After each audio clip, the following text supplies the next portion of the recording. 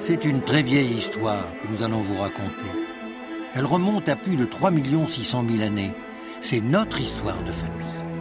À l'aube du 3e millénaire, nous avons entrepris de vous la rapporter sans interruption, de la préhistoire à l'histoire, dans l'ordre chronologique des découvertes, tel que vous ne l'avez jamais vu ou entendu.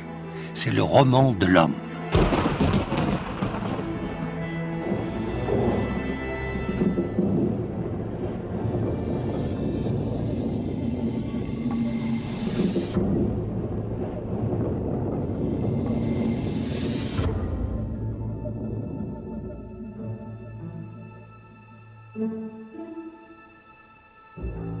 En février 1925, pour la première fois, le sous-sol africain restitue l'un de nos plus anciens ancêtres, et Raymond Dart, qui l'a découvert, le baptise Australopithecus africanus.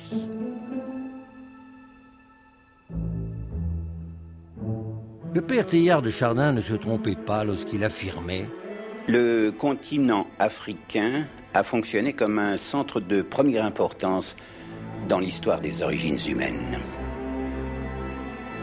Le 17 juillet 1959, Louis et Méré Laquet découvrent au nord de la Tanzanie, toujours en Afrique, le crâne d'un autre australopithèque, un préhumain, auquel ils donnent le nom de Zinjanthropus boisei. Il se confirme de plus en plus que l'homme est apparu sur Terre dans l'immense continent noir. C'est de là aussi qu'il va partir pour coloniser la Terre tout entière, comme si son destin était l'errance. C'est du moins ainsi que le voit Antoine de Saint-Exupéry. Chaque progrès a chassé l'homme un peu plus loin, hors d'habitudes que nous avions à peine acquises. Nous sommes véritablement des émigrants qui n'ont pas encore fondé leur patrie.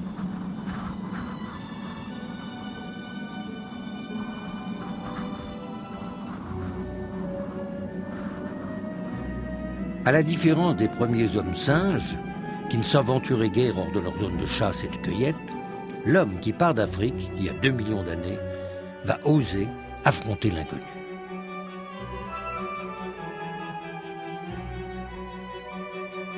Mais qui était cet homme?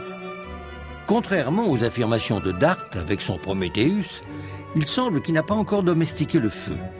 Mais son cerveau s'est davantage développé que celui des autres mammifères. Sa main tient l'outil et il peut chasser. Suit-il la migration des troupeaux ou cède-t-il à la tentation de l'ailleurs, de l'autre côté de la forêt ou de la montagne, de l'au-delà de la rivière ou de la mer? Il marche.